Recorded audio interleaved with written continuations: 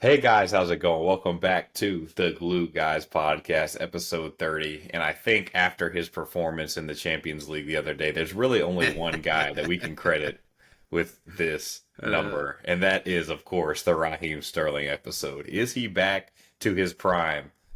Two assists in the Champions League knockout stage. It's kind of insurmountable. So, Chad, why don't you tell the people how you're doing today? Was that one of the 45 numbers that either Vinny or Rodrigo wore over the course of their Real Madrid career?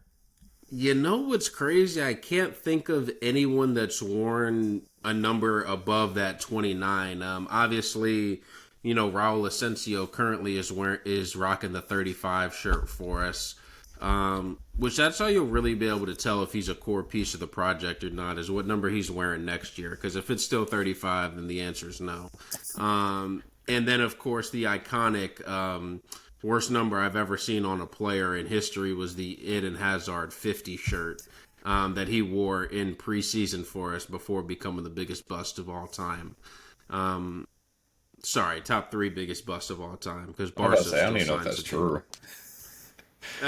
Yeah, we've talked about that. We could honestly probably do like a full on podcast. Shoot, actually, maybe even next week. We got international break, but just of like biggest bust because I know we've talked about it on the phone plenty, but I don't think the listeners have fully gotten our thoughts about that. So, Mhm. all is to say, I'm doing very good though. Real Madrid. We're recording this on Sunday, March 16th. Real Madrid just got a gritty 2-1 win against Villarreal. Was shocked to see that it was the first win against Villarreal in 8 years for Madrid. Kind of, I know,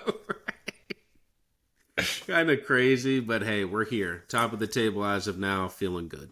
Dude, those like hasn't haven't won in X place since X time are always crazy because as an Arsenal fan, I grew up in a time where it was like, yeah, Arsenal continue their streak. It's been 31 games since they've won away at a Big Six club. It's like, what? 31? Jesus Christ. Lost since they lost, probably is what or you're saying current, like the No, last couple years of the Arsenal. last couple years have been what Okay, you said, where it's like yeah, they yeah, haven't lost to a Big Six team away. But when I was growing up, when I was a I kid, it was got you, like I Arsenal got you. haven't beaten United away since freaking World War II, and it was like, okay, that's nice. Yeah, that's. It reminds me of the. I was watching. Well, I wasn't watching, but on Twitter there was some college basketball talk going on, which of course I had to eradicate off my timeline immediately. But it was saying how North Carolina, I think, is 1-12 against teams that are, I guess, quadrant one, which is Yeah. like the top, like basically good teams, and they're 1-12 this season, and then against everybody else they're like 20-1. So I was like, Yeah. does that team feel like they deserve a chance to play for a national championship? But again, that's just my whole college sports rant that I'm just going to leave to the side. I love that. I love that. I have my thoughts as well about the college basketball scene, but again, I guess less said about the better right now. So Yeah. we wanted to keep things a little bit shorter this week, hopefully, all right, and a little bit more direct. So we only have two topics for today. First, we're going to be talking about sort of the round of 16 wrap up, sort of talking about, excuse me, what happened in those second legs. Did it play out the way we thought, etc.? And then obviously there are some just straight up exciting games to cover. And then second, we wanted to cover some football myths, some things that are either cliches or just prevailing ideas that people have about the game and sort of how it works or things that have to happen or think whatever.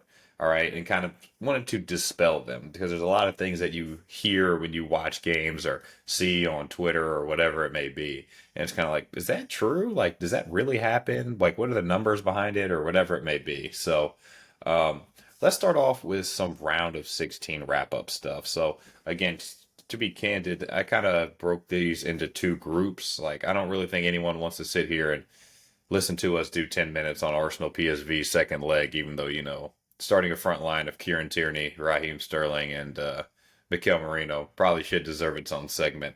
But alas, of course, that ended in Arsenal advancing. Inter Feyenoord, really not a big tie either. 4-1 win for Just Inter. Go on.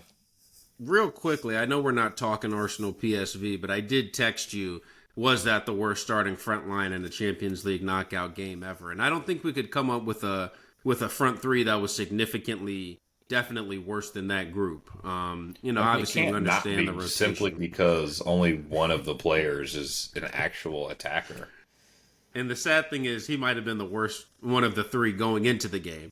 Like, Yeah, I mean, it was like, I mean, think about it for you guys. Like, if you guys started a front line of, yeah, I mean, I a guess like your midfielder, a worst left back, defender, I guess you'd say like if it was like Jesus Vallejo, um, and then a like a backup center mid, Cam, not even like a starter. like Camavinga, if he Yeah, was so like it's Camavinga, Vallejo, and then I guess like Guler. Guler. Yeah, perfect. Yeah, imagine you went into a UCL knockout game like that, and it was like, "Yep, guys."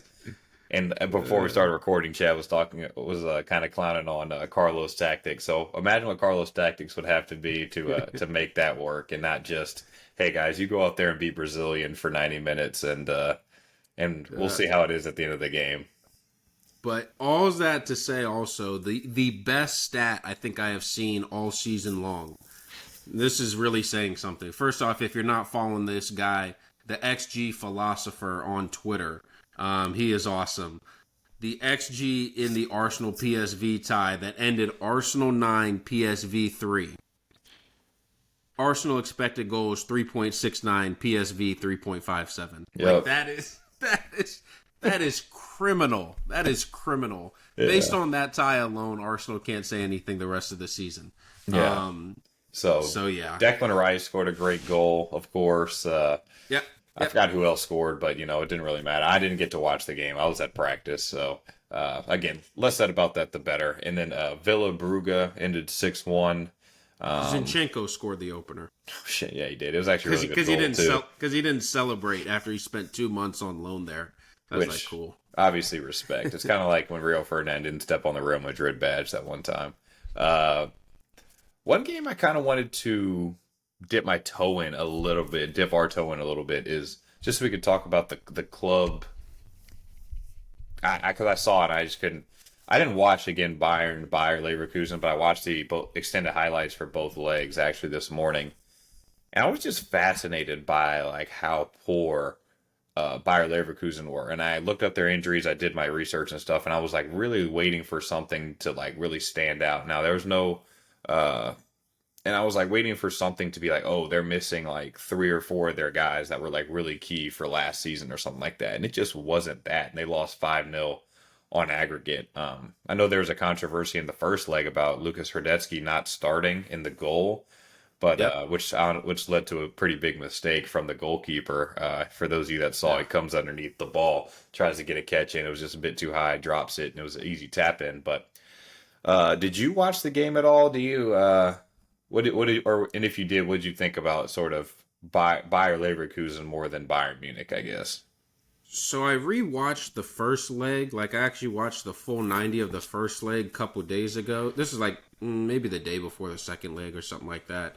Just because we had talked about how we were going to talk about it, so I wanted to kind of at least be tapped in. Right. And I gotta say, like the Leverkusen side is weird because last season, if you were to like really describe what kind of team they were that ended up winning the title, you literally would just say like, I mean, maybe not just say, maybe I'm dumbing it down too much, but you would say, oh, they just scored a whole bunch of goals in the last minute of games. Like I think they scored like 18 goals in the last past the 80th minute of games, which is insane. Right. And almost all of those are either winners or equalizers or something to take them through in the tie. Every time I In opened case- my YouTube from like Yeah. in the second half of the season, it was like ESPN at the very top. It was ESPN FC.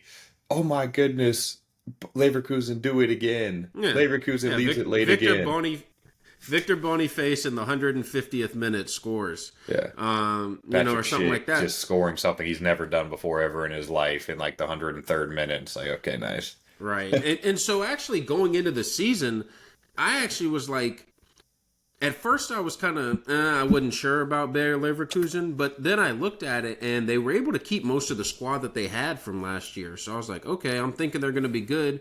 They actually added a couple of pieces I liked in Martin Terrier and Alex Garcia in the midfield. So I was like, Yeah, okay. you were high on Um, them in the preseason, I remember. I was. I think I'm pretty sure I had them winning the league again. Which I mean, look, let's be honest. It's not like it's completely out of the realm of possibility. I think they're 9 back right now with a game. Well, if they win the game in hand today and they go 6 back, and then all of a sudden, do you really trust Bayern at this point in the season? I don't. So I don't know about other people, but I just don't. Um, so I was trying to look for something with Leverkusen in that tie that was like, all right, I'm seeing progress here. I'm seeing progress here.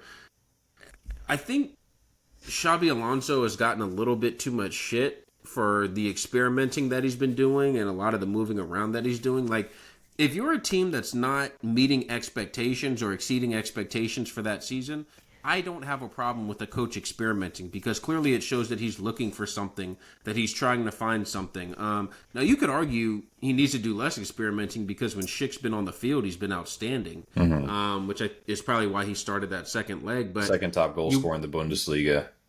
But you watch them against Bayern every single time they've played him since Alonso has been there. He has never started a center forward before that second leg against Bayern that just happened, and they have won or drawn every other match. So, like, to say, oh yeah, you should have started a center forward, and this will get onto a topic I want to discuss later, but like, just because you start a center forward doesn't automatically mean, all right, now you're an attacking team. Now your intent is to score. Like, it's just not the case. So as much as I want to ding him, I really think it was just a poor performance by the Leverkusen players. Like, they just haven't had the same, I think, intensity or kind of cutting edge in the last couple of minutes. And yeah, they were without Wirtz in the second leg, but like, that still doesn't excuse the first leg when they just kind of went down their leg. So I don't know. I was pretty disappointed in them. But all to say, they still have somewhat of a chance, I guess, crazily enough. Yeah, In the bully. I thought the like you said, like the lapses in concentration and stuff were just like kind of insurmountable. The first leg, I think that was the first goal. It was like on the back post, and whoever was playing, I think it was Mukiele, is just literally standing there as the ball is coming at his head, and then Harry Kane, it must have been, just comes in, jumps over him. It's just, I'm like, Harry Kane, great goal scorer, but you're not going to say like athletic demon, especially when you're comparing him to Nordi Mukiele. It's not like that Ronaldo clip of him scoring that header, and it's like, oh, well, he's a superhuman, so that makes sense. Yeah, over Juan Fran. Yeah, exactly. So it's like, I might get it in that sense, but it's like Nordi Mukiele, who's just like, yeah, I'm just going to watch this, but okay, there, oh, wait, oh, goal. Okay. Like, I just don't understand what he's doing. I think Granit Xhaka had a pretty bad giveaway in the build up to the maybe second leg, one of the goals, and then obviously the one that we just talked about where the goalkeeper just comes underneath it and drops it. It was just I mean, even the third goal in the first leg where it's like, hey, what am I going to do with Mark and Harry Kane on this corner? I'm going to stand behind him. I'm going to let him stand goal side of me. And then when he starts going toward the ball, I'm just going to grab him around the waist and tackle him to the ground, which I thought it was interesting. Michael Oliver took a look at that because I know for a fact when he refs Premier League games that's not a foul. So, but I'll tell you, there's a different there is a different standard between the Prem and the Champions League. It's undeniable. But go ahead. And so it was just crazy seeing, like, I mean, all 3 Bayern goals in the first leg were just like mistake, and it's just like, again, like you were saying, how can you put that? Be like, yeah, Xabi Alonso, you're supposed to tell him before the game, like, don't screw this up, guys. All right, head the ball when it comes near you. When we're marking on a corner, stand goal side. And there's a kind of an adage that I heard recently. It's like, when in coaching, assume nothing. Assume absolutely nothing. I mean, one of the most famous cases of it is like J.R. Smith in Game 1 of the 2018 finals. It's like, well, how do you not know that you don't have timeouts? It's like, well, the coach has to tell them every single time because you just have to assume that something's going to go wrong. So, But yeah, just very, very disappointed in Leverkusen because they were a club that obviously you were very high on this season. I thought that they were going to have a bit of a step back when it came to what they were going to be able to do this year based on, Yeah. playing in a tougher European competition and just having sort of that second season of now expectations and people now expect to play you a certain way. But I wasn't Mhm. expecting them to lose 5-0 in the round of 16 of the Champions League, so I thought that was a little bit insane. Uh, Now, now to be completely fair, and maybe this is kind of middle ground, but like I don't think this season is necessarily a failure for Leverkusen or like a bad season. no, I definitely not. just we can just definitely agree that it is a step below the season that they had last year. Well, I So just I think just want to make that that clear. I think that especially as the emergence of teams like City and Hmm. what Bayern has done is just like it makes it as football fans, it's kind of spoiled us. Like when Yeah. United would win a treble in previous seasons, and then they win the treble in '99. No one the next year is like, all right, let's go back to back trebles. We need to, or it's a failure of a season. Like no one thinks Yep. that. Everyone Yeah. recognizes that a treble or winning some X amount of trophies in a single season is an insane season. I mean, even you think of the great Barcelona teams, like the '09 team. They won like 6 trophies in a year, and then they don't the next year. Barcelona winning the treble in 2015 and then turning around and I think they might have only won the league the next year or something like that. But Hmm. this doesn't happen where teams win trebles and they go and they get better afterwards because Right. I know Leverkusen didn't end up winning a treble, but they won that double and got to a final. So that doesn't happen where it's like, oh yeah, well this team's going to get better and better and better, and no one else is going to get better. So I don't know. Maybe I'm over reaching, but it's just I think the emergence of I mean I say it over and over again. The emergence of social media's presence in football has just kind of ruined the product for everybody because it's like, oh my God, can you believe that Man City is now finishing fourth after years and years and years and years of dominating the league? It's like actually I just can't believe they dominated the league for that long, more than anything else. Yeah. So No, exactly. Exactly. Completely agree. so let's just do it. Okay, let's just do it. Real Madrid Atletico. All right. So 2-2 on aggregate. Yep. The first leg we talked about. The second leg, Mhm. if you were to just say, kind of one through line, one sentence, how would you say, especially as a Madrid fan, that the second leg went? Um, it's so funny. I actually, and this is not going to be one sentence, so I apologize. But I watched 210 minutes of the tie, and like, I mean, moments of individual brilliance coupled with two teams being timid and not trying to lose. Like it was kind of like an example of two teams with a lot of experience in the competition where they both know, really both managers more than anything are like, all right, let's keep it tight. We'll win it on a moment here or a moment there. And in the first leg, you definitely had those moments. In the second leg, I mean, the Gallagher goal, 28 seconds in, is a nice piece of buildup, a nice quick piece of direct buildup from Atleti, but I don't think it was anything brilliant. So, then you don't have those moments in the second leg, kind of turns into a snooze fest, and then it's like, all the controversy happens when penalties start. Yeah. So, Again, we all can see that you're gonna have your opinion colored a little bit, obviously by your allegiance. But what were your thoughts on it? Actually, I'll get mine first. All right, just to just yep. take the pressure off you. I personally just think that I was always under the impression that VAR was brought in to dispute or when clear and obvious errors are made, and I just Hmm. thought that there was so much. It looks like in this angle something happened. It looks like this in this angle that something didn't happen. And so when in doubt, don't intervene. Again, this comes from an American where it's like in the NFL, every single week that we see something, it's like, well, it might be, but it's not enough to be overturned. NBA, same way. It's like, well, it might be, but not enough to be overturned. And that's kind of how I felt about the Julian Alvarez double touch. If you guys don't know what we're talking about, where he sort of Hmm. looks like he may have hit the ball with his plant foot first, or and then hit it with his shooting foot, and then that penalty was basically taken off the board. I just Hmm. thought that some of the angles looked like it did happen. Some of the angles looked like it didn't. So I just wouldn't have intervened because I was told that if it's a clear and obvious error, then VAR will intervene. Your thoughts as a Real fan?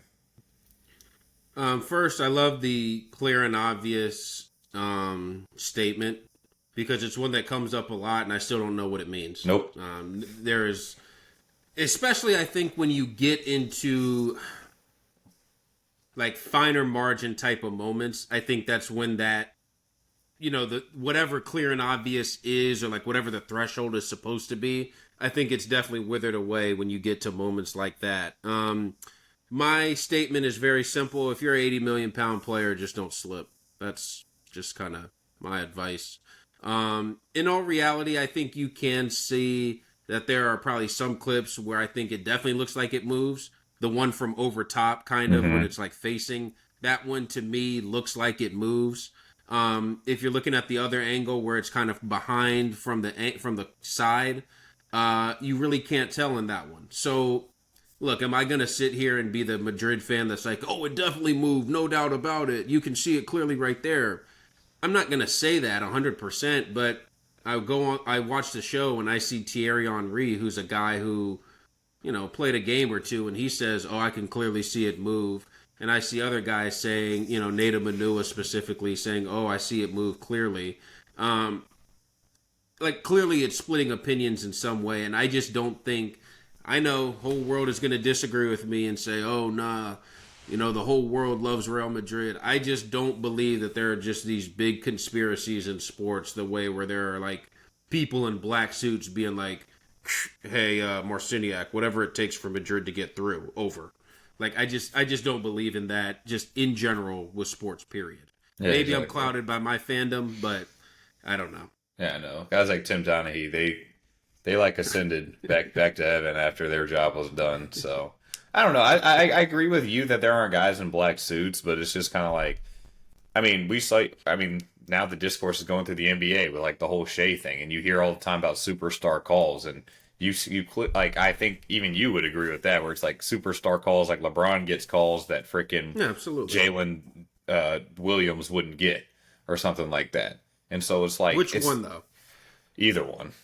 So it's like it might not be the black suit part of it, where it's I'll fully own it and admit that that's kind of more of the Arsenal, I guess, conspiracy part of it, where it's like Arsenal fans and people that are like that are now convinced that it's like there are those people in the black suits that are just like Yeah. making calls, hey, make sure Arsenal lose today, whatever it takes. Yeah. But Yeah. with the Real Madrid thing, it just seems to be more of like the superstar, like, oh man, our Real Madrid Bayern. Yep, Ronaldo looked like he was about 2 yards offside, but Ronaldo Yeah. scored a big goal in a knockout stage game, so I'm not going to intervene right here. That's just more what it Yeah. comes across to me, rather than like the whole like, man, we got to make sure that Real Madrid get through. It's Yeah. just like we'll look one way or the other, and Real Madrid, But see, being the that's biggest why club in the world, is obviously gonna affect referees and whoever VAR officials differently. it's completely agree with that. The superstar call point it's undebatable.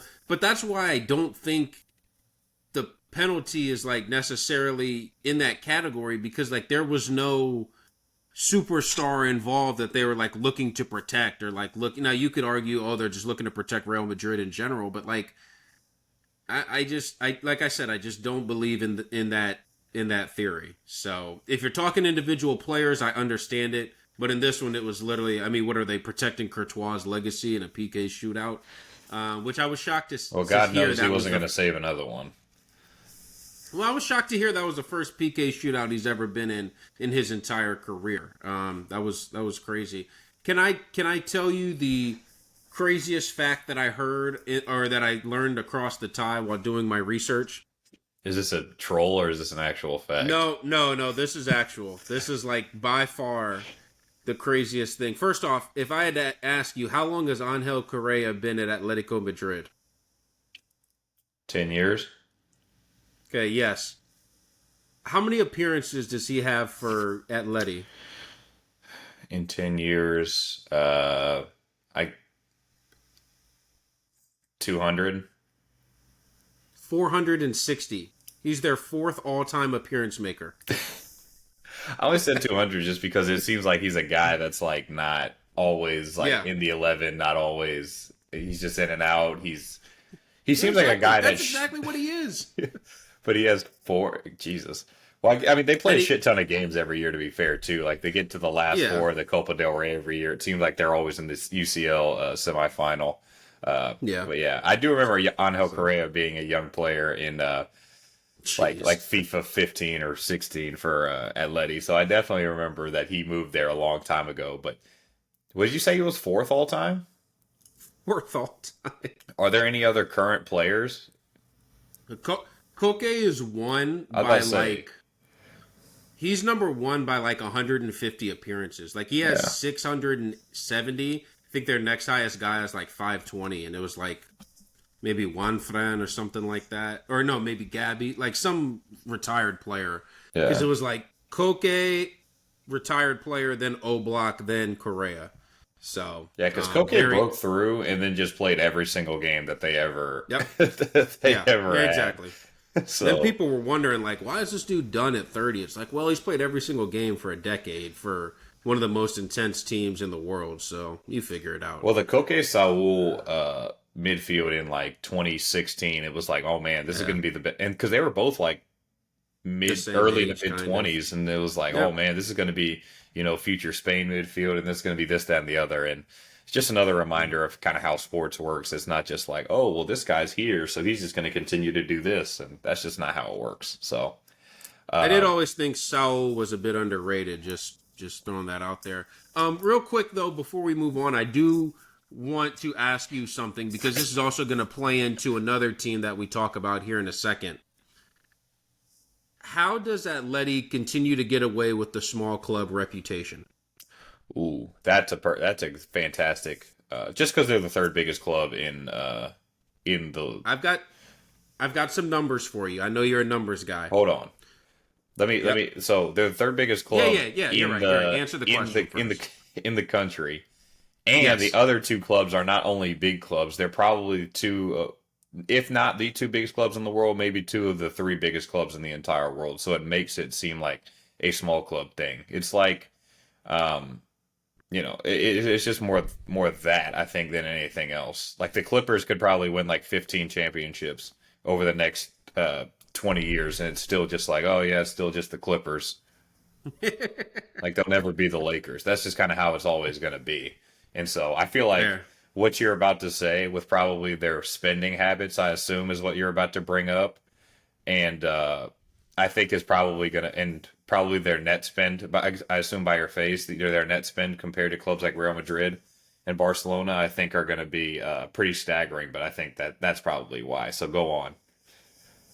So I got a couple numbers, and I'm going to be completely fair. The teams that played in the second leg, so the players that played in the second leg, the net spend for those or the amount spent on those players, Real Madrid 506 million, Atletico 332. So look, that's not obviously Madrid way or Real way above in that one. So it's not like I'm sitting here saying, like you said, they're not on the same level as a Real Madrid, as a Barca, as a Man United, spending wise, as really, if we're talking spending power, as a Chelsea, a PSG, something like that. However, Diego Simeone, highest paid manager in the entire world, Yep. 20.8 million per year. Crazy. Like crazy. I'm not even like I think he's a good manager. I don't want to make this seem like I'm dumping on him because I actually think he's good, but like to pay him like $3 million more than any or 3 million euros more than any other manager in the world to me is pretty insane. And he's been on the contract for a while. Yeah. So it's not even like it's new money, Right. or anything like that. By the way, I did think it was awesome that the four highest paid guys either all coach in Spain or are Spanish coaches. So that's really good. That's really good right there. With your boy Arteta coming in fourth, so that was nice to see. Really good for him. Yeah, exactly. He deserved it. Can't And tell then if you that's a mentioned troll. no, I actually do think so. You know, I like Arteta. I'm not those faceless Twitter people with the Chelsea pick or with the João Felix Chelsea. I say pick. if it was faceless, I'd think one thing, but when it's like a player, I was like, yeah, I'm a grown Yeah. man. I'm gonna have Marcus Rashford be my Twitter avatar. Or I Okay, could be that's the United. best I could be is that United it's Trey. always is when it's always someone who literally like was not good for the club. Like João Felix, Chelsea, United Trey, freaking Anthony Who Martial. was good for a little Um, bit, but if you look at his overall career, it's like, come on, man.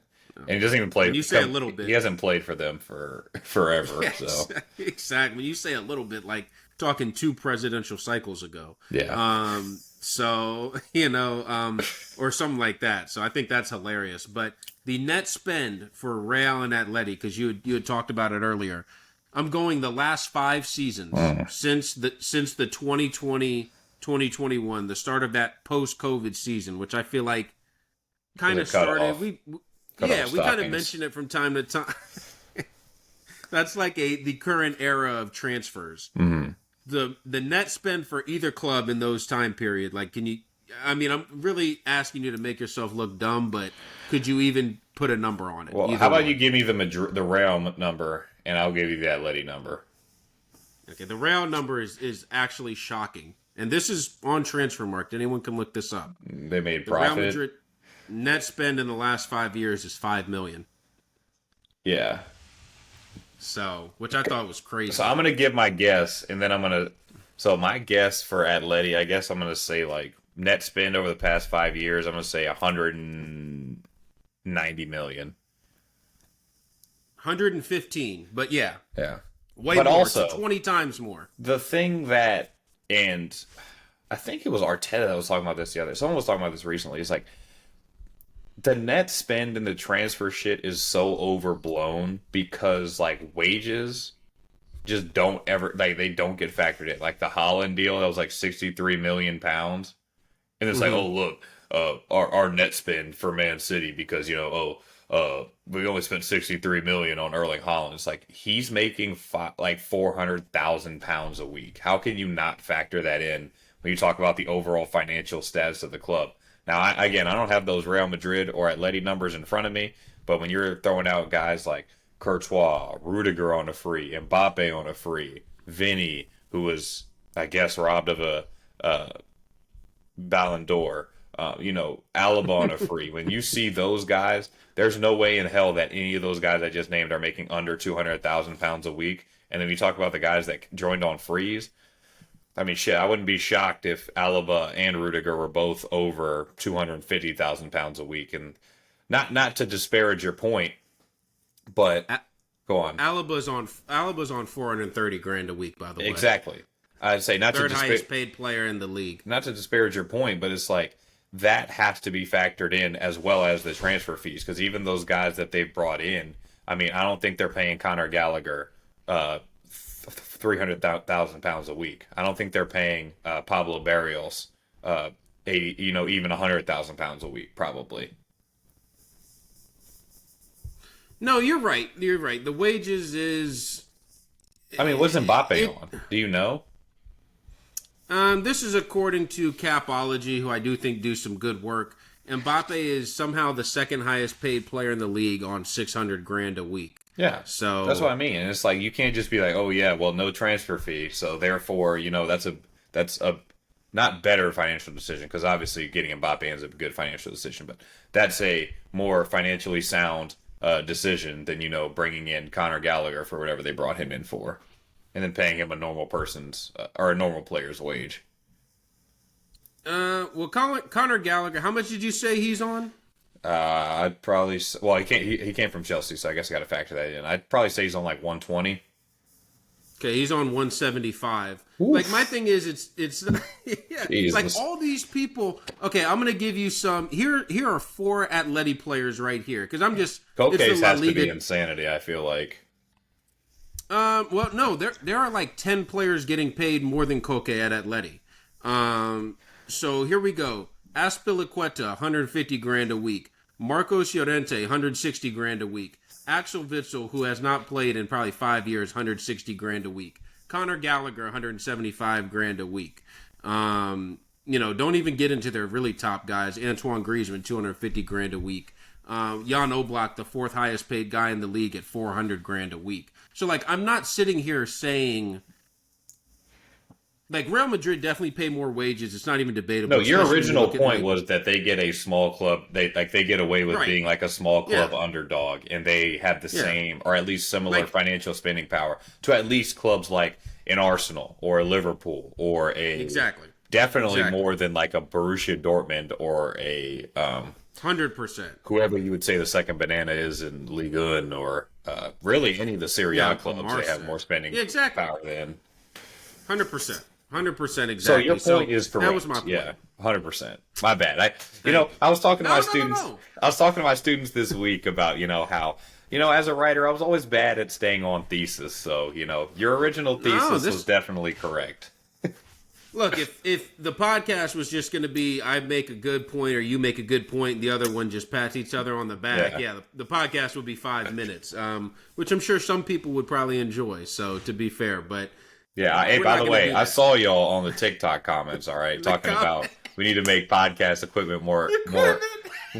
more expensive. I was talking to Savannah about it. I was like, hey, all right, if you look, I'm not gonna sit here and Oh kill my myself over a god. Command C, Command V comment. All right, where it's like Oh my on every single god. podcast I see, I'm gonna put this same thing. All right, my boy Aaron Yeah. Rodgers. All right, maybe not the greatest, character to look up to. All right, but my boy Aaron Rodgers, Jeez. said, why would you get upset about criticism from someone you wouldn't take advice from? And so that's all. I'm just gonna keep on. I'm just gonna That's a keep it bar. pushing. That's a bar right there from a top 10 all time QB. Um, We still haven't seen the final numbers for the QB stock game. I'm just gonna say that. So, nah, I burned those down. I burned that down and oh, you collected put the it in the same insurance room money. with the Jordan 90, ni- Oh, 95. 94 tape. Yeah, 94 Yeah, tape. absolutely. Yeah, No, absolutely. 95. That one- 95. Oh yeah, yeah, yeah, The yeah. 95 Well, the Eastern 94, playoffs. the tape. 94 baseball tape, you definitely don't want to look at. So that's probably locked away in a cellar too. Exactly. Let's get on to this PSG Liverpool tie though. It's we've gone through the appetizers. Let's get to the main course. You flipped it on me for the Madrid Atleti. I want to flip it on you first. If you had to describe this tie in one sentence or one statement or one whatever, what would you say was like the shining point of the tie? I think it was a coming out party for PSG more than anything. Okay. Okay. Define coming out party. A coming out party as far as, and me and you talked about this, so whether it's fair or not, a lot of people wrote off this club before the season started as far as being Champions League contenders. A couple years ago they 100%. had the Neymar, Mbappe, Messi thing. They had, and then still had guys like Di Maria and Verratti and all these other people. Da da da da. So they were kind of seen as not the, but at least like one of like, if you're talking about teams that have potential to win the Champions League, they have to be in there. This year, it did not have that same feeling. It was like, oh, they have these young guys, like Desiree Doué, and we don't know what this Joao Neves guy is going to do. And, we've seen One person did. We've seen Fabian Ruiz play, but he's not like a world beater. And same with Vitinha. And, they have weird defenders, which I still think is true, by the way. They still have weird defenders. And then somehow Gigi Donnarumma has just kind of like become like I guess like the best possible like meme player. Like he's not like he's just a player that's like everyone's like, oh yeah, Donnarumma, but no one's like, oh shoot, Donnarumma. So he's like one step above being just like a shrug your shoulders player. And so I I think, blame the Euro expert for that. He single-handedly is running that campaign. and even Ousmane Dembele, it's kind of he at the beginning of the year is kind of like, he's kind of maybe past it. He flopped at Barca. Yeah. He's now at PSG. He's kind of not that same explosive player that he once was. Yep. And so they were kind of written off in that way. And now they kind of showed against a good team being able to win away at Anfield, which apparently is a good atmosphere. Better than seeing you? But no, hell no. Especially not a night game. All right. But Oh yeah. But them being able to go there and win the match 1-0 and then have the nerve to win on penalties, I thought was very, very impressive. And it kind of showed to me, I don't think there's a team still in the competition that I would say like they don't have a chance against. I mean, right now they're playing Villa, who I think they'll be very excited about that tie. And then going on to hopefully, going on to play Arsenal, of course, in the semifinal, I think is going to be exciting. No, but of course, playing the winner of the tie between us two. Um, I don't think they're going to look at that path and say like, "Oh, this is impossible," even if they do get around Madrid. No, absolutely. I mean, look, everyone knows Liverpool was kind of the team going into, especially this stage of the competition. I think we can say they have been probably the best team, or from day one in August to today, they have put together the best, resume of team, so far, or especially going into that Liverpool or that PSG tie. But PSG, and everyone said it, they've been the hottest team in the world for a good 2 months, and that's partly Liga, and they hadn't even though they played some of the best teams in Liga, it's not like no one's like, oh shoot, they beat Rennes 4-1, and Rennes not even good this year. So, but like just teams like that as an example, I think they beat Monaco in that run, Marseille as well. So like they've won some decent games, but no one was like, oh okay, nothing at the caliber of Liverpool, Right. obviously. And I'm just still, I rewatched the second leg. Like, I thought it was crazy how, when we talked last week, I think it was about like, all right, could PSG have a chance to still go through after being dominant in the first leg, but not actually taking advantage? And we were both kind of consensus, like, yeah, they'll be able to hit them on the counter and like play on the counter, and the wingers can go 1v1 against fullbacks, and like that'll be really good for PSG. The game didn't play like that at all. I No. mean, I think it was just very Liverpool had more of a foot in the game definitely than the first leg, but still I think PSG were probably the team that if you were to say, "Hey, these are going to be the possession numbers, here's going to be the shot XG numbers, which one of these teams is going to feel better, after the game," you would have said PSG, no doubt. Right. So I think their ability to play their brand of football under Luis Enrique, I think is very very admirable, because I think more than anything it takes mental toughness, which I think is something that you could definitely question of PSG teams in the past. And really, just like in general with sports, it's so hard to be a mentally tough team. Like that's honestly like, I mean, we're both huge Cowboys fans. We went 12-5 3 straight years and had some of the most talented guys in the league. But when it came down to a tough moment, or a moment where we needed to be mentally tough, just didn't have it. Right. So I think that whole second leg for PSG was one of those moments, because you go in the first leg, you play one of your best games of the season, arguably, and you're like, and we're still down 1-0. So for them to play the way they did, I thought was good. Obviously, Dembele getting that goal early makes it a little bit easier, but they were still the team who I thought had a chance to win it in regulation, more so than Liverpool. Yes, definitely. And also, um, I only was able to really watch what's the thing? The First, the highlight. the high or no, the extra time. But from Oh what yeah, I yeah. saw, I mean, it was crazy because obviously they were playing at home, but it was really just Liverpool just holding on, and it seemed like they were like praying for penalties by the end. And so it was kind of like Absolutely. it was kind of crazy to see that, and to see a team. I mean, Konate.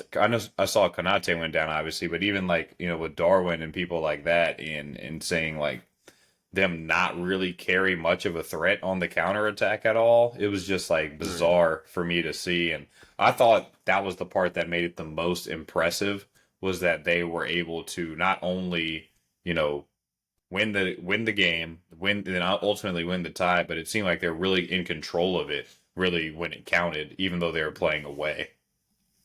You talked about that counterattack stuff, and you said how maybe PSG don't have the most convincing center backs. While I agree with you, I think Pacho was like probably the second best player in the whole tie. Like him in that second leg specifically, like anytime Liverpool I felt like tried to hit on the counter down that left hand side, or down the Liverpool right hand side, the PSG left hand side, I felt like he just cleaned all of that stuff up. Well, because Mendes had a good tie, no doubt about it. But there were a couple times where maybe he was caught exposed, or like was more upfield or something like that. And Right. Pacho just like he's unbelievable. And the fact that they were able to get him for 40 million is probably one of the best deals of the summer to me. That's another thing with PSG. Like, you look at their deals they did in the summer, like all such good deals. Pacho 40, Neves for 60. Like, Neves for 60 just should never happen ever. I'm sorry. It was crazy when it happened. It looks even crazier now. Kvaratskhelia in January for 70. I know I had major questions about it, but when you just look at the player and the talent, like, easily a good deal. Due for 50, you could have said at the time, man, that's a lot for an 18-year-old who's had like half a season at Rennes. But I mean, shoot, I mean, I'm not going to say he's now automatically a 50 million pound player, 50 million euro player, but just got that first France call up, and he might be the most like explosive of all of their guys when it's like one-on-one faced up on the wing. Like, Yeah. don't get me wrong, I think Dembele's obviously a more complete player, a better player, more lethal in front of goal this year. Barcola the same, but I think Due, if you're just saying like, hey, 1v1, and like that kind of space between the 18 and the touch line, who do you not want facing you up? Like, I would say Due is probably number one on that list of PSG guys, which is crazy because he's like their fourth attacker. Right. Right. So, speaking of PSG attackers, just real quickly, I was doing their numbers. I'm just throwing a bunch of crazy stats that I see at you because I see a bunch of them and I never highlight them. Gonzalo Ramos, arguably having the craziest weird season I've ever seen from a player. All competitions this year, 1,100 minutes. How many goal involvements?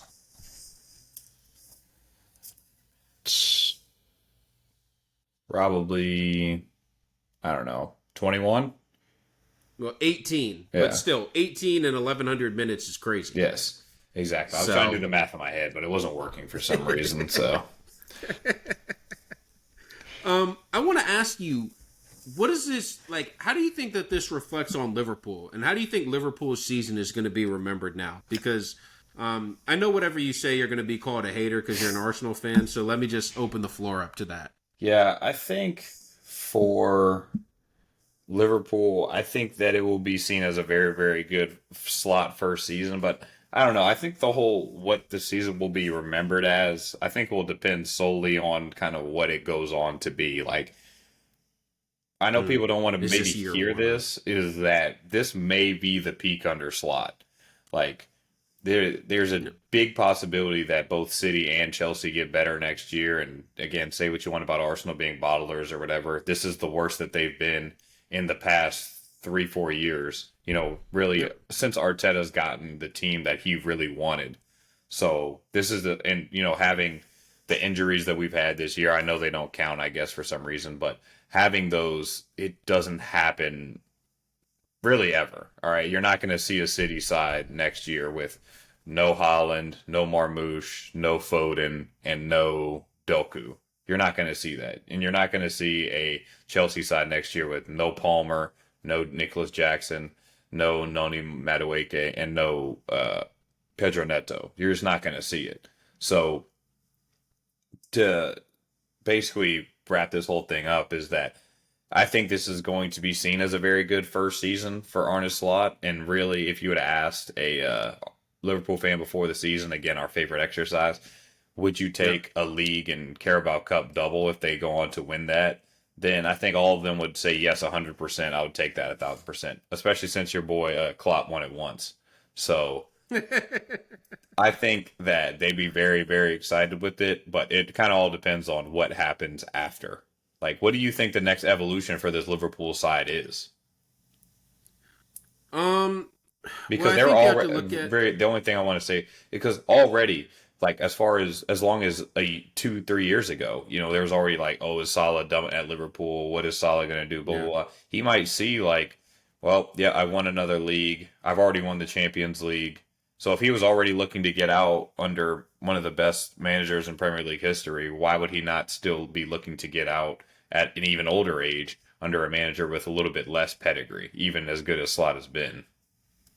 Yeah, it's weird because like you talk about the guys that are older slash kind of in the phasing out like era. You look at you're talking about Salah and Van Dijk specifically. I guess you could maybe throw Allison and Trent in there, kind of just more so contract situation and like age or than age based. Hmm.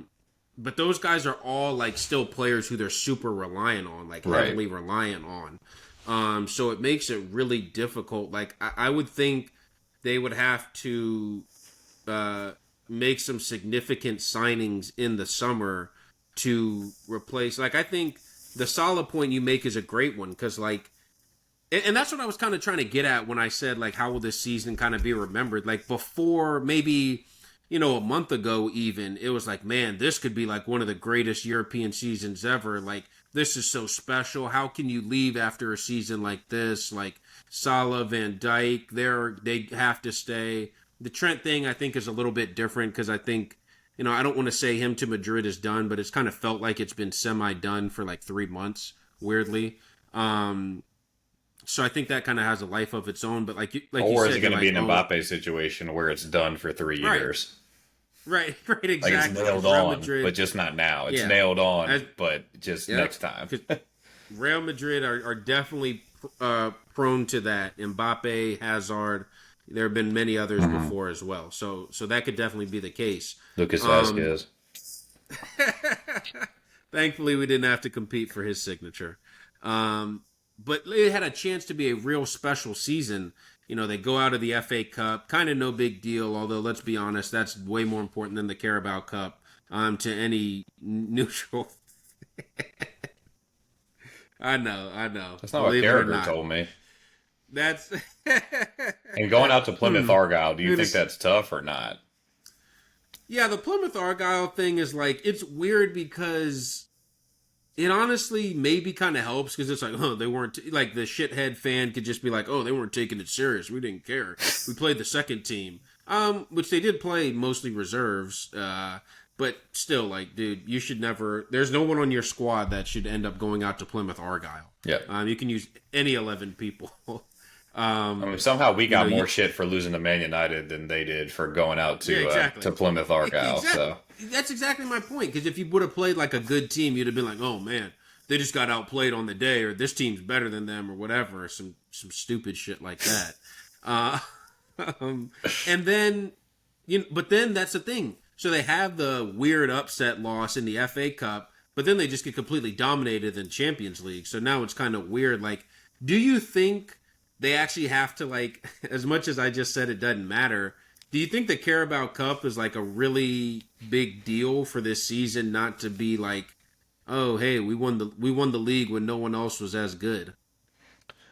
well, as a rival fan, I would love for it to be that. But I mean, And I'm just asking from a neutral perspective. I truly don't know. I don't think so because we all know, me and you both know that the Carabao Cup is the only matters if you win it cup. Yep. So I would say, but like from whose perspective?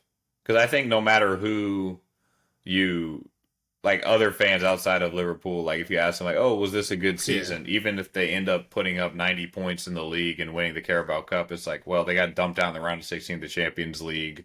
No, they had, like Yeah. you said, they had no true title rival. Like, how impressive really is that? And then you didn't do the FA Cup; you did the Carabao Cup.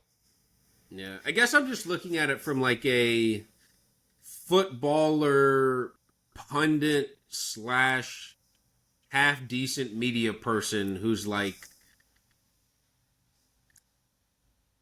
I don't know. I mean, maybe like a I guess bit. you'd have to say it's a good season because they won the league. Right. Like you have Yeah, to. exactly. Because You're right. I'm making it too complicated. yeah, because last year, I mean that now would you say compared to what your hopes or expectations maybe were 2 months ago, is this the best that it could have possibly been? No. But at the same time, that doesn't make it a disappointing season. Okay? Kind of Fair. like Fair. with Chelsea maybe. With Chelsea at the beginning of the season, it was like, all right, guys, let's make Champions League. All right. And then Yep. like 3 months in, it was like, oh shoot, we're kind of like second. And we're Title like race. really good. Like we might be title charge. And so maybe Yeah. now with their current predicament of like being where it looks like it's like, okay, we're probably gonna get fifth and hopefully get into the Mhm. Champions or I guess get into the Champions League with that.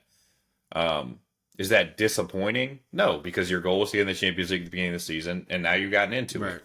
just because expectations may have changed or hopes might have altered throughout the season doesn't make it a Hmm. then disappointing season. And I don't think, again, outside of those super huge clubs or in the clubs in a league that just aren't very good, I don't think you can say Right. winning the league is just kind of a shrug your shoulders and move on type of thing, especially when Liverpool's won it twice in like 35 years. Very true. All very good points. Last thing I want to say on Liverpool, Slot last week talked about how it wasn't lucky that Liverpool haven't had as many injuries as some other teams. And he said it's because they know how to manage their players or whatever it was, which I and he was mentioning specifically training, which I think is the most bullshit thing of all time because like the training thing is only and this can go for 100 other topics too, but the training thing is only a topic when people aren't doing well. Right.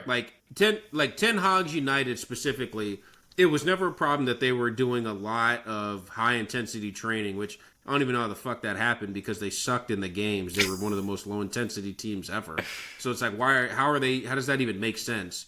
And then it's like, oh man, he's working them too hard in training. Now they don't have energy for the games. Like, I just think that's such BS. But the three team, and then Kanate and Trent got injured the very next game, which was hilarious. No, injuries aren't funny, but like just that sequence Ironic, of events was yeah. hilarious. Yeah, ironic. There you go. Better word than hilarious. I will say the three teams that we're talking about with the injuries: Liverpool, Arsenal, and City. Kind of you understand what category we're talking about. I don't have to explain it. Top 10 outfield players. Average minutes. Liverpool, 2,954. This is per player. Arsenal, 2,769. City, 2,675. And you can say that's maybe forced a bit more because of injuries to City and Arsenal people. But my thing is, Liverpool, don't sit here and say, like, oh, man, we just know how to rotate our players and we know how to do this and that. Like, injuries are 90%, I would say, luck-based. Like, I just think they're way more luck-based than it is, just actual recovery because there's Well, still it's so also much it's science. different. Like the Kai Havertz injury, you can say, okay, yeah, Yes, he was thank you. overworked. Okay, he freaking Yeah, tore the mess out of his hamstring in training, and you could clearly see in thank some of you. the games that he was like absolutely like done. But freaking Yep. Gabby Jesus trying to make a recovery tackle and tearing his ACL. It's like, see, if they would have just Yes. managed Yeah, his training exactly. better, then that would have never happened. Like Like the what? shit where Rodri, it was like, oh man, when he tore his ACL, it's because he played so many minutes. It was like, motherfucker, the dude just had a month off, and it was like the third game of the season. Yeah. So, and then it's like, oh man, that's how he tore his ACL. Like, I just don't think injuries. There is not a consensus. There's not consensus analysis out there. There's not consensus reporting or numbers, studies, any of that stuff that specifically link certain injuries to high work rate or to high usage and stuff like that. There are maybe one or two, like you said, more of the soft tissue muscle injuries, maybe, but then there are some guys who just have hamstring problems throughout their entire career, or guys who just have muscular issues no matter if they're playing 5 games a season or if they're playing 5,000 minutes in a season. Like, they will just have muscle injuries no matter what. So I don't want to sit here and say that a coach is a genius because he's preventing injuries, or a coach, it sucks because players are getting injured. So I just think that's stupid. Yeah. Sorry, I went on a bit of a rant. Anything else that you wanted to talk about the round of 16 before we move on? And we're intentionally not previewing the quarterfinals because we kind of want to do that right before those ties happen. So is there any last minute things that you want to talk about the round of 16? Maybe a team that surprised you with how they won or just that they won in general? Because I actually thought that Villa's win, like being that comprehensive over Bruges, was interesting. Just because they don't really have a lot of players with that sort of Champions League experience, and so I thought they might have a little bit of a. My bad, Rashford. Thank you. They have a little. Well, and your boy Asensio, of course. They He's got 4 of them. yeah. I know. I knew that. Or no, 5. Got 5 of them things. I don't know. Those I call them Mateo Kovacic UCLs. I don't really I lose count of them. So Well, that's like when someone gets, sorry not to cut you off, but that's like when someone gets credit for like, oh man, World Cup winner, whoever. It's like, oh shoot, the third goalkeeper who didn't play a single minute. Yeah, he'll bring some real experience to a Well, club. that was like the factoid, like probably this is probably like a decade ago, where it's like Maxwell, the left back that used to play for Barcelona and PSG. It's like he's actually the third most decorated footballer of all time. Look, he's won like 30 trophies. It's like Jesus Christ. Okay, Yeah. this just He shows was on right the here that team the for whole 30 trophies. trophy like rings culture, I guess, is just like insanity.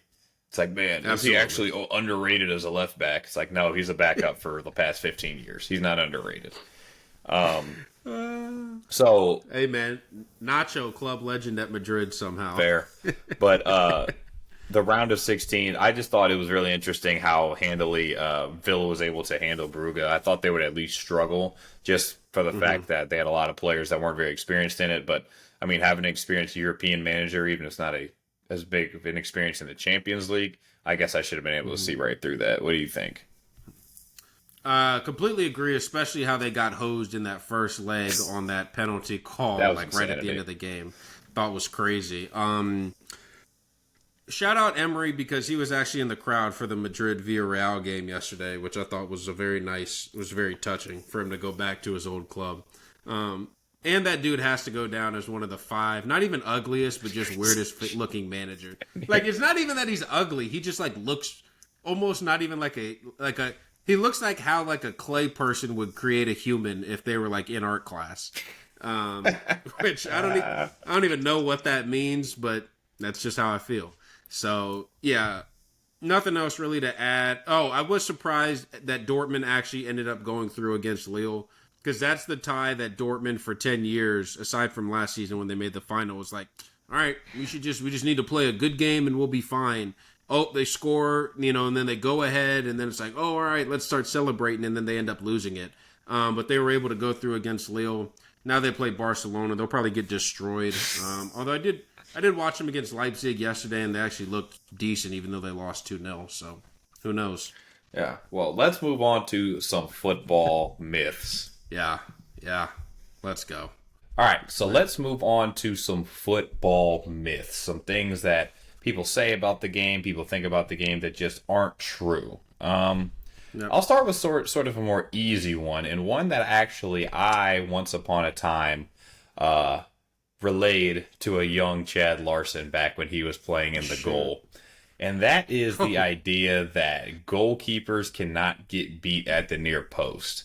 To me, this just screams like lazy goalkeeper analysis, because 99% of the time, I won't say 99% of the time, but a huge majority of the time when it happens, it's like a shot from like 8 yards out, and it's someone that just like absolutely murders the ball into the near post, and then the commentator just... We were just talking about this the other day. Yeah, and the goalkeeper is just like, I don't know, doing everything in his power to keep the ball out, and it's like, oh, Yeah. he can't get beat at his near post there. Oh, yeah, everyone knows number one rule of goalkeeping, don't get beat at the near post. And it's like, how would he not get beat at the near post? This dude is a world-class finisher, and this dude just absolutely destroyed the ball into the top corner at the near post. And it's like, goalkeeper probably should have done better there at the near post.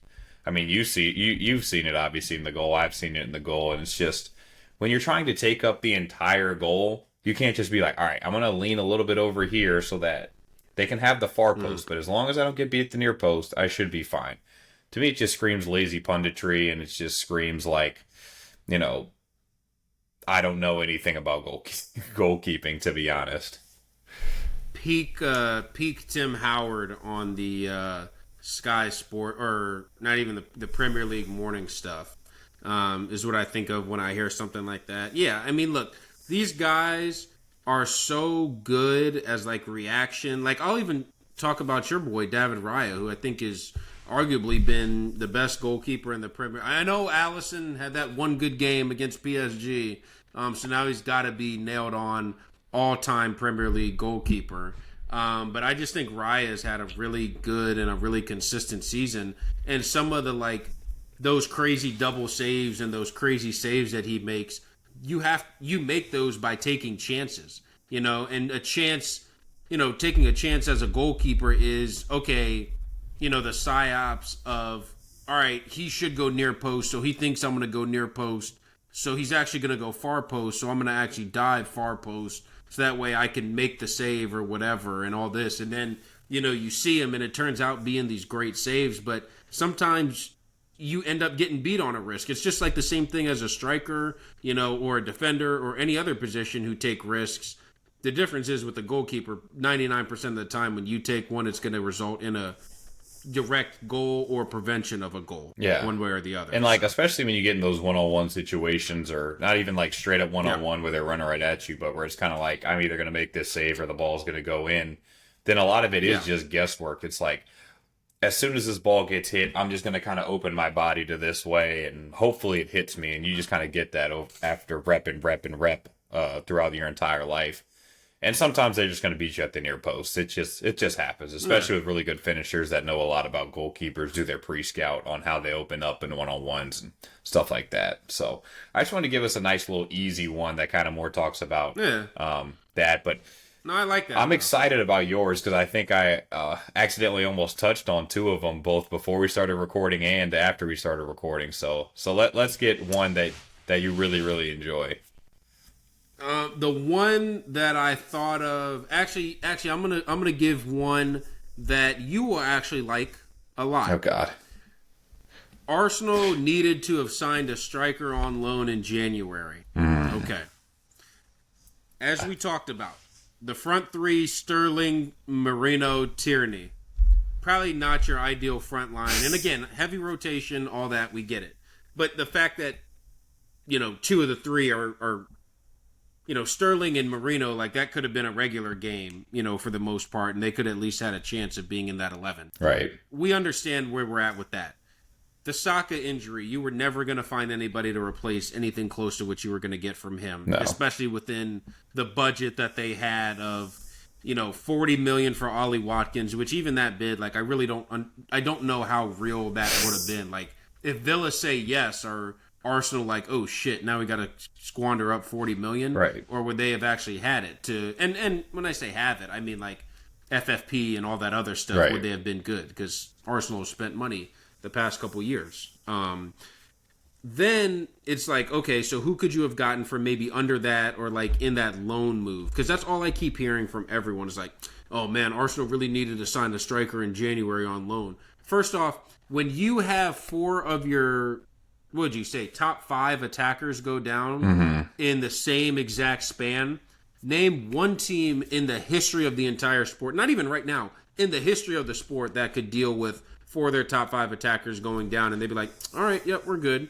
Now, the slight argument that I would maybe be open to hearing was, yes, Jesus was injured during the window. But when he was ruled out for the season, the window was still open. Right. So you needed to sign someone. But here's the thing. I'm going to go over the strikers that went on loan in January. You tell me which one of these guys would have been the solution or would have been even close to an option for Arsenal or even obtainable.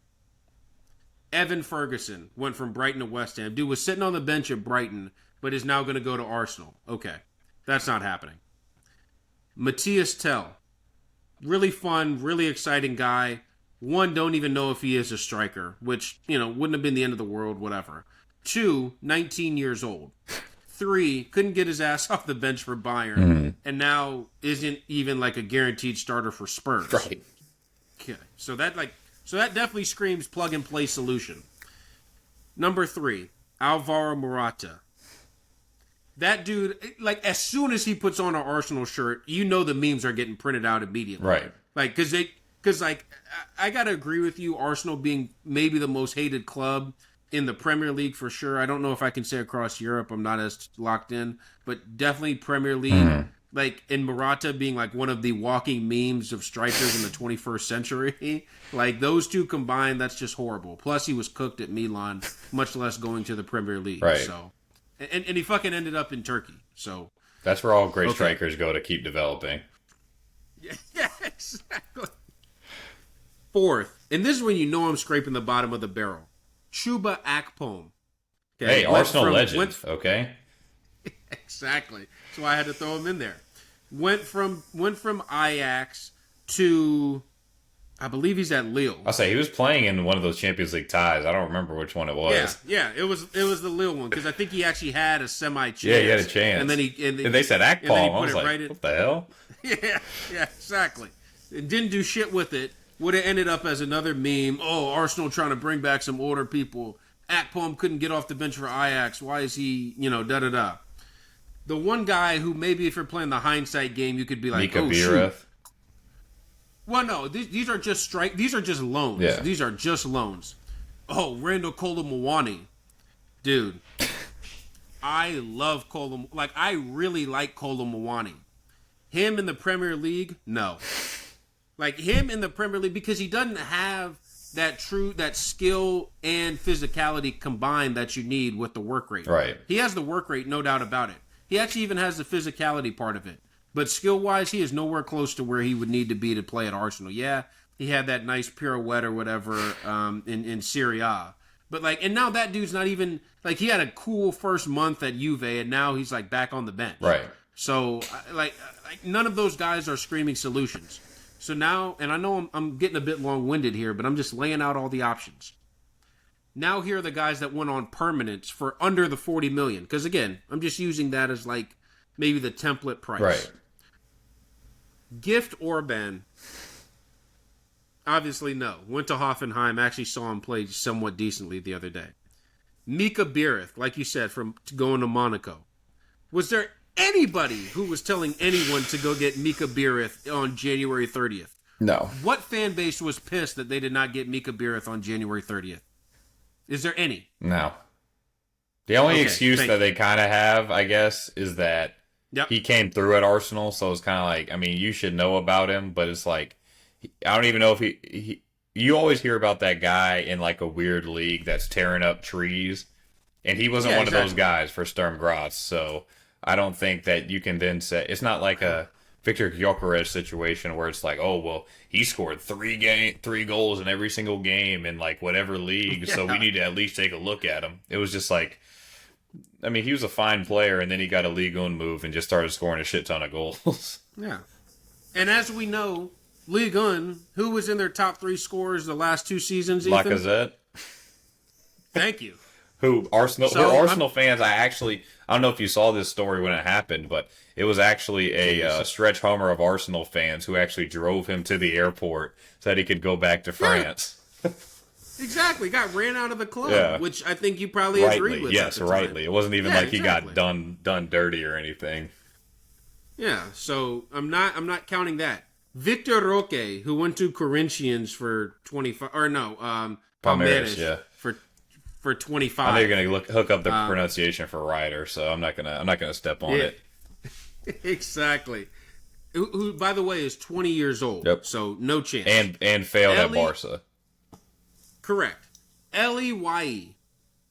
Went to. Do you even know if you could name what club he's from or to? Do you play for Lons? No, I didn't do a good job as a brother or as a co-host of this pod for that one. I exposed you a bit, but yeah, I think I saw him. I literally just saw him play like last season. Who did he play? Who did he play for? He did play for Lens last season.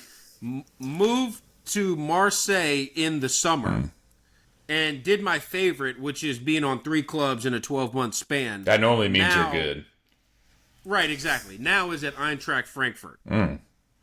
It went there as the Marmouche replacement. Hasn't done shit. So, like, and then the one striker that I will actually accept maybe a hint of criticism for would be Santi Jimenez, who went to AC Milan for 30 million. Right. Okay. Who I actually like. Like, I actually think he's a pretty good striker. He has 3 goals for Milan since he's joined. So it's not like he's ripping up trees either. So yeah.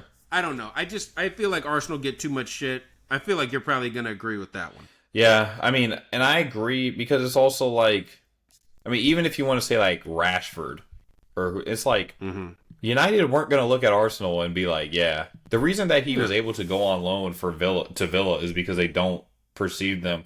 I guess not as a threat because it's not like United are challenging for the title, but they're just not like in the same circles. And Right, so exactly. they're always gonna United's always gonna view Villa as like a step down. So it's like, yeah, we'll let Rashford go to a step down club and, play, basically, I guess. Maybe increase his transfer value ahead of this summer. Whereas at Arsenal, it would be seen as a club, whether within or by the fan base or by whoever, it's like, oh, you're trying to give Arsenal firepower to win the league? Like, this is losing mentality. That's how it would be portrayed 100%. by within 100%. and outside of the club. So I agree with that. I just don't. I mean, I think we talked about it during the window a little bit, but I just don't know who this magical forward was that was supposed to be signed in the window that was both A, available, B, affordable, and C, would have been okay with then maybe not playing all the time once we looked for a real striker prospects this summer. So Yeah. And that's the other thing. Like, there was no reason for Arsenal to make a signing to push to most likely, let's be real honest, probably still finish second. That would then hinder them from being able to sign other more necessary players in the summer. Yep. Like, that just wouldn't have made sense because then they would have gotten shit for that. So. Yep. So Okay, so that's one. That's two myths busted. One from each of us. E, give me a third one. this one also, again, I've been colored by my fandom, but you cannot win trophies by parking the bus. Like, that is been such a prevailing thing. It's like, see, teams that win stuff, they go and they get it, and they do what they take control of the tie, and they blah blah blah. And actually, I started thinking about it when you were talking about the Real Madrid Atleti tie, and I know for a fact that I'm not allowed to tell Real Madrid how to do anything because my team don't have as much Champions Leagues as them. And I think you would say that there are times over and over and over and over again in the amount of Champions League you've seen Real Madrid won, where it is literally 11 men behind the ball, heading out balls, kicking the shit out of it, and just like surviving for long periods, even entire legs, even entire ties, where you are just surviving and trying to just not concede and try to just stay in the tie. And so, well, the one that I actually cherry picked out as sort of my test case was the Chelsea 2021 UCL run, which I always sort of come back to as like a reason why Champions League isn't like a show of who's actually the best team in Europe. Because I don't think there's a single human on earth that can say, that team or the 2012 Chelsea team were just straight up the best team in Europe. But they won it. Absolutely. Deservingly. Absolutely. So Chelsea 2021 in their 7 knockout stage games, how many goals total did they score?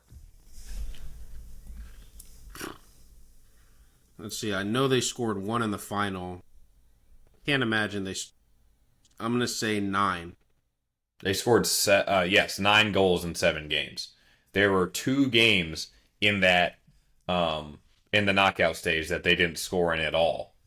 And they scored 1, 2, 3, 4. In 4 different knockout stage games, they scored 1.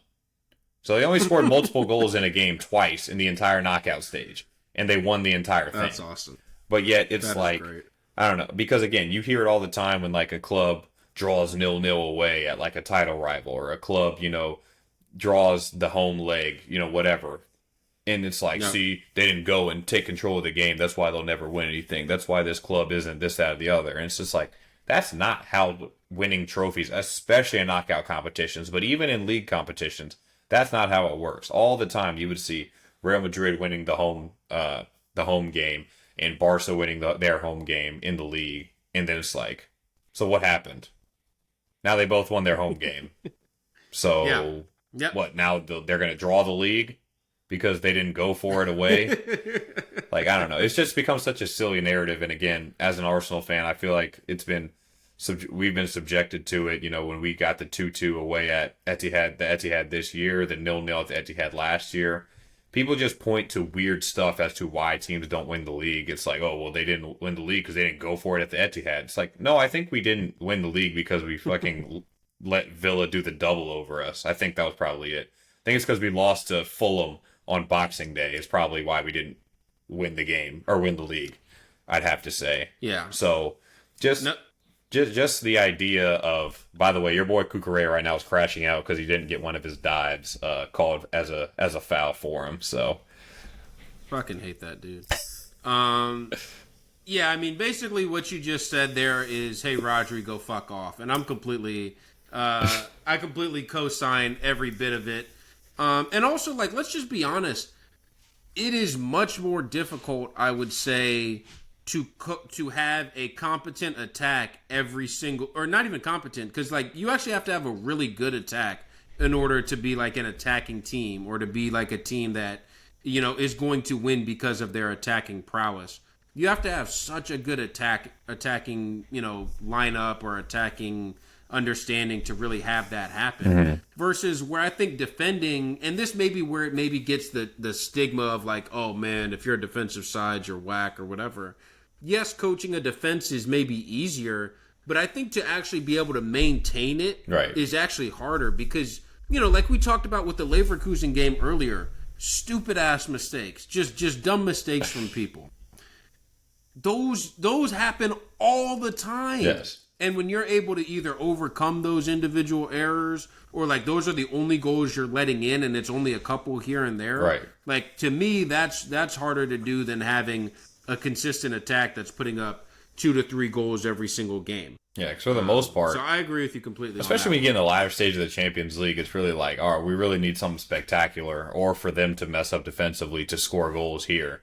So that's when you get, you know, your Vinny's, Correct. Your Rodrigos, your Bellinghams. That's why Real Madrid are so good because they have those moments, guys. I mean, they're great players, but those guys that really have the moments. You think of the last generation of them, you know, your Ronaldos, your Bales, your, you know, James even, you know, at certain times, people like that. Marco Asensio at times. I'm just kidding.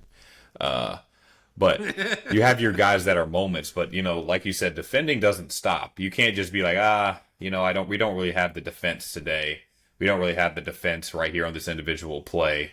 So we're not going to be able to defend right now, but we will later. Which you can do that with scoring. It's like, oh, we're not going to be able to score right now, but we will be able to later. So that's just a myth that personally bothers me, especially someone that really, really values defense and the ability to defend. So what is your second and our collective final myth that you would like to bust? This one is kind of goes along actually with the Arsenal one, and I didn't even mean to do this, but if you are a big club, you need a proper center forward in order to like be, you know, to be a team or you know, to be I almost like did this one. I almost did this one. I'm going to give you, I got 4 examples of pretty notable strikers who were signed by clubs recently. Erling Haaland. Have you heard of him? Once or twice. Okay, so here's what I'm giving you. The 2 seasons before they got there, and then the 2 seasons since, and the first 2 seasons since they have been there, sorry, for the teams. 2020, 2021, which is just a hard season to say. 83 goals for City from 68.2 XG. Mm-hmm. Really good. 2.18 goals a game. 21-22. 99 goals from 88.7 XG. I know, crazy, right? 2.61 goals per game. 2022-23. Haaland's first season there. 94 goals, 2.47 a game. AKA less than they'd scored the season before. Bingo. On 78.6 XG. Right. So less goals and less XG. Right. 23-24. 96 goals, 2.53 a game. AKA less than they did in the season before Haaland. Perfect. From 80.5 XG. Less than what they had before. Right. So this is, and that's we're talking about. You know, you can say, "Oh, Chad, you're talking about the best attack in the history of the world or the best attack in the sport." Whatever. That's fine. I understand. That's why I'm hitting you with 4 examples. But just on, because I want to kind of go guy by guy and just ask you, because you've watched a lot of City in that 4-year stretch. Did you feel like the attack was significantly better with Haaland in it versus without? No, just because it was just different because it went from much more free flowing and doing scoring by committee versus, I mean, even in those seasons, you'd see guys like Raheem Sterling hit 20 league goals and KDB score like 15 league goals and stuff like that. So, um, definitely didn't feel more dangerous. It just felt different to where a lot of it was just like, we can just get the ball wide and whip it in, and he's probably going to score. Perfect. Perfect. All right. Next striker, Harry Kane. Kind of a big deal. 21-22 before he got there. 97 goals for Bayern. Yeah, 97 goals for Bayern. 2.85 per game, which is freaking insane. 22-23. 92 goals. 2.71 a game. This is the season before he got there. His first season, 94 goals for the team, 2.76 per game. Similar, very similar. Thank you. This season, which is his second season, I'll just go on the goals per game because the season's not complete. 2.88 goals per game.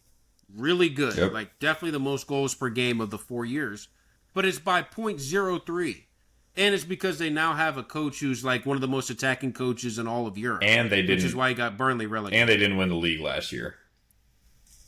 Correct. Yeah, yes, exactly. That's like that's. I didn't even think about that, but that's like even more evidence towards exactly what we're talking about. So I think another good example is that those Real Madrid sides that I guess I definitely grew up watching. I mean, the Benzema was considered like sort of the liability of the front line until after the other two left. Funnily enough, it was like, it's Ronaldo and Bale and Benzema, and then Benzema just decided to be the greatest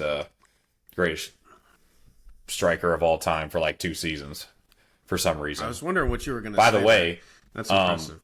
Both Ronaldo and Benzema have both scored more goals in a single UCL knockout stage season than Chelsea did in 2021. Them as individual players. So going back to that park the bus theory, and how effective it can be, they both scored 10. That's an awesome. I think Ronaldo scored 10 in 16-17. I think Benzema scored 10 in 2021. So yeah, that 2021 was awesome. Or 21-22. He had back-to-back because Chelsea won obviously in 21. Yeah. No. Good correction. Yeah, because he scored back-to-back hat tricks and that was awesome. And it was like, Ramadan Benzema. Last striker we're going to talk about, Victor Osimhen, who your boy is kind of like well, no kidding, but is also like the proxy of like, man, you need to go sign a proper center forward. Yep. You need to go get Osimhen. You know, that's what people have been saying to Chelsea or United or Arsenal for like 3 years, or 2 years probably, since he had that really good season at Napoli. I'm going to go ahead and give you the 2 years before and then the 2 years after he got there. 18-19. And this is Napoli. These are all Jesus Napoli. Christ, I thought you were about to give me the... Oh, that's how many goals they scored? No, I thought you were going to give me the Fenerbahce numbers. Oh, shit. No, don't worry. He's at Galatasaray anyway, boss. Turkish League is Turkish League. I got a 50-50 shot. As long as I'm not saying Besiktas, I'm feeling good about it. Who plays for Besiktas? Marte. Oh, what's his face manages there? Ole. Yeah. Ole manages them. Yeah, I know they had Daniel Amarte for a minute, so I don't know if he's still at the club. 1-0, by the way. Y'all or come on now. Well, that'd probably be the only reason you're saying. Come on now. Wasn't Tierney scoring, was it? Yeah, Mikel Merino off a corner, so no big deal. Tough. Proper center forward. So 18. Yeah, can we get the before Mikel Merino and after Mikel Merino numbers for Arsenal? No, but so 18-19 before Osimhen joined Napoli. 74 goals, 1.95 a game. Okay, 1.95. Then it dips down to 1.61 the season before he gets there. Okay. So it's like, okay, shit. The season he gets there, they go from 1.61 to 2.26 goals a game. Huge. Holy shit, Chad. What are you talking about? Let me give you Osimhen's season that year. 1,800 total minutes. Right. 13 goals and assists from 13.9 XG. So, like, was not The reason that happened. Yeah, I was gonna say, was just straight up not the reason it happened. Right. They outperformed XG by 19. They had 67.7 expected goals that year and scored 86. That's not supposed to happen once, much less that time that it did. And read those numbers again. Underperformed. 86 goals from 67.7 expected. Oh my god. Yeah, exactly. That's like the Atleti season when they ended up winning the league a couple years ago. The Marcos Llorente season. Dude had 25 league goal involvements from 12 expected. That shit pissed me off. And then 21-22, his second season there, 1.95 goals per game.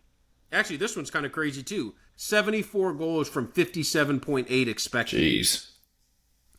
You're saying, well, shit, Chad, da-da-da. Osimhen that year, just barely a tick higher, 2,300 minutes. Right. And this is all competitions, not even just league. 20 goals and assists. Yep.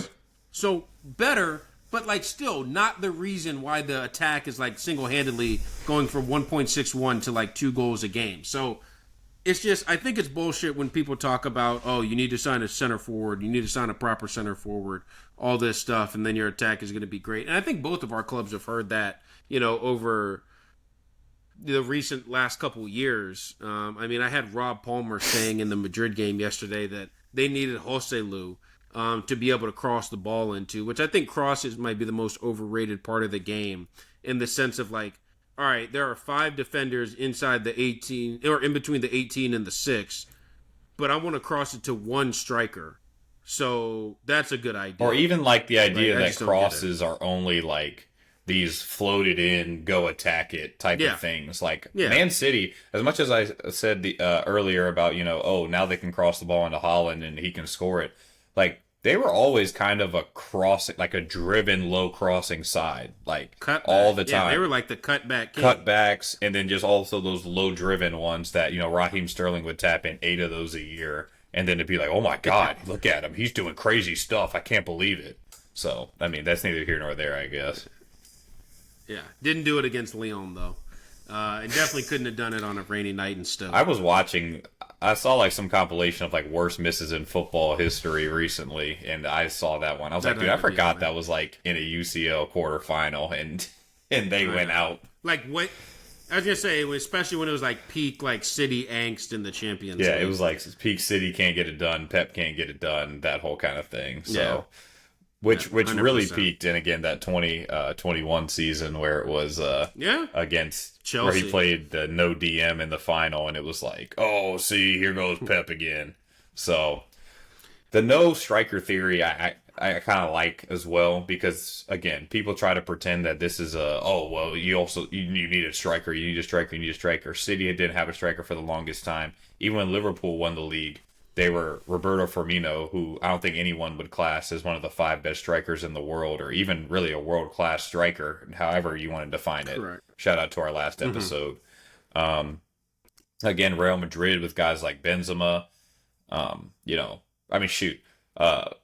Barcelona was winning league titles with Paco Alcacer at center forward. So, I don't think that was the difference between, great teams or good winning teams or whatever. Yeah. So, what is do you have any other smaller ones? I have one where I was just thinking goalkeeping being the hardest position. I think people are just sort of single that out because oh, well, he's the only one that does what he does, and it's so different than anything else, and modern goalkeeper needs to be able to play out from the back and save shots. And I just think it's a lot of times overrated, and if you put any half decent goalkeeper in a lot of situations, they will make a lot of the same saves. Obviously, the top goalkeepers show their class. Your Alissons, your Manuel Neuers, even the save that Manuel Neuer made in the Bayer Leverkusen second leg, where he kind of raised his shoulder. First leg. Sorry, he didn't play in the second leg. The first leg where he raised his shoulder. Those individual cases obviously are there, but when goalkeeper makes any save or multiple saves, or people are just oh, see, goalkeeper's so hard. Jordan Pickford, it's dude, he's facing 13 shots on goal every single game. He's gonna make saves. Exactly. So, and as to people that play the position, again, not in the Premier League, but I feel it's easy. It's actually easier when you're facing a lot of shots versus when you have to be locked in for like 1 or 2 moments or something like that. Well, that was the criticism of Donnarumma in the first leg. It was like, yep, Yeah, exactly. see, Allison was busy the whole time, and Donnarumma couldn't be, wasn't ready for that one moment. Absolutely. No, absolutely. You're right. That was a good, quick one that I completely agree with. A lot of goalkeeping out of you today. I kind of like it. After our goalkeeping defense, TikTok, blew up the other day, I thought that, I'd give a shout out to our goalkeepers. Fair enough. Shout out my soccer guys. I did have one quick one as well. This one actually, well, whatever. Manchester United players get better when they leave United. Okay. Or like United, screw up by letting go of all their good players. Can't believe United let this guy go. I'm watching one right now, Jadon Sancho. So, my favorite one, the first example. His last season at Manchester United. And look, I'm going to use one specific stat for all these guys because they're all attackers. Non-penalty XG plus non-penalty expected goals plus expected assists. Is it the best number? Tells every single thing, tells the entire story every time? No.